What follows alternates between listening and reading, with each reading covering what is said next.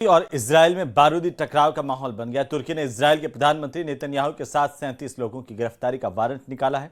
और सबसे खतरनाक बात यह है कि तुर्की ने आज ही 2000 किलोमीटर तक हमला करने वाली बैलिस्टिक मिसाइल बनाने का ऐलान किया है।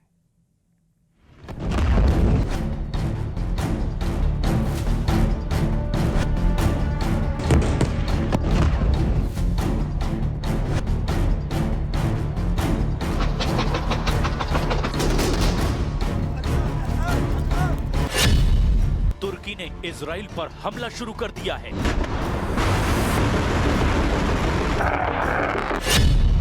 तुर्की ने पीएम नेतन्याहू को गिरफ्तार करने की चेतावनी दी है। तुर्की ने इजराइल के रक्षा मंत्री और आर्मी चीफ पर केस कर दिया है। तुर्की ने इजराइल में टॉप 30 टारगेट सेट कर दिए हैं। एर्दोआन का ऐलान, इजराइल को बना दूंगा गाजा।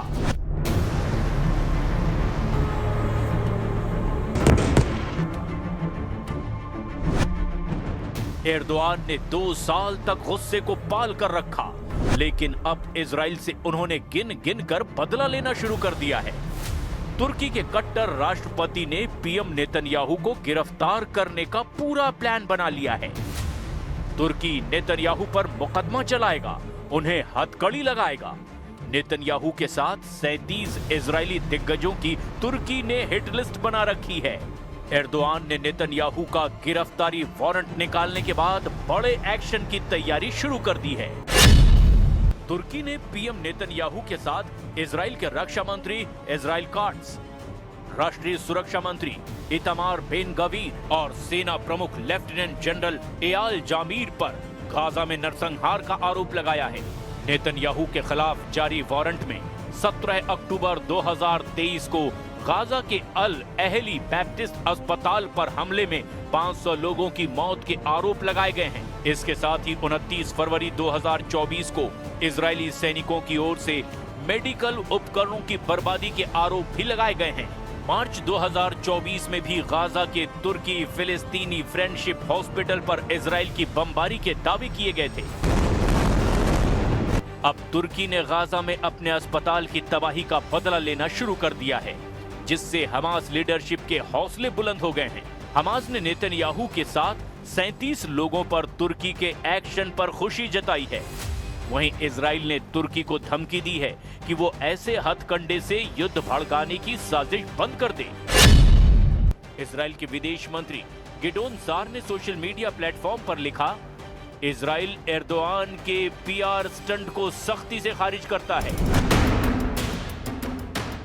तुर्की के वारंट के जवाब में इजराइल बड़े एक्शन लेने के मूड में है, क्योंकि एर्दोआन ने ये पहली बार नहीं किया है। हाल ही में जितने यूरोपीय देशों से उन्होंने मुलाकात की है, उसमें नेतन्याहू पर नरसंहार के आरोप लगाए गए हैं। तुर्की की कोशिश है कि ज्यादा से ज्यादा देशों को इजराइल के खिलाफ करके वो नेतन्याहू पर शिकंजा कस दें। जर्मन चांसलर के साथ हुई मीटिंग में एर्दोआन इजराइल पर किस कदर बरसे थे, उसे भी देख लीजिए। तुर्की पूरी सैन्य तैयारी करने के बाद ही इजराइल से टकराने का जोखिम मोल ले रहा है। कुछ दिन पहले ही एर्दोआन और ब्रिटेन के प्रधानमंत्री कीर स्टारमर के बीच में 20 यूरो फाइटर टाइफून का सौदा हुआ है।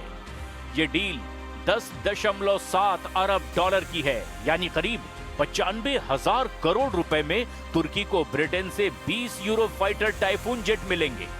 डील का मतलब साफ है कि जो फाइटर जेट पुतिन के खिलाफ लड़ने के लिए बनाए गए हैं, अब तुर्की उन्हें खरीद रहा है।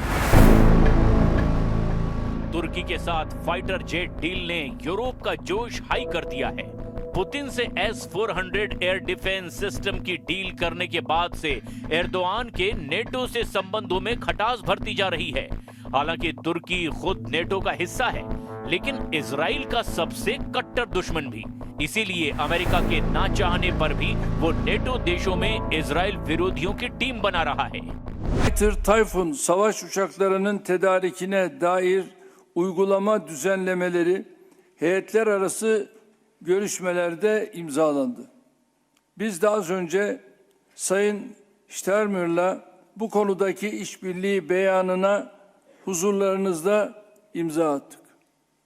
Bu mutabakatı iki yakın müttefik olarak aramızdaki stratejik ilişkilerin Erdogan के ऑर्डर पर ब्रिटिश पीएम कीर स्टारमर को तुर्की के सबसे सीक्रेट अड्डे में ले जाया गया, जहां तुर्की के रक्षा मंत्री ने उन्हें दिखाया तुर्की का वो फाइटर जेट जो भविष्य के लिए बनाया जा रहा है।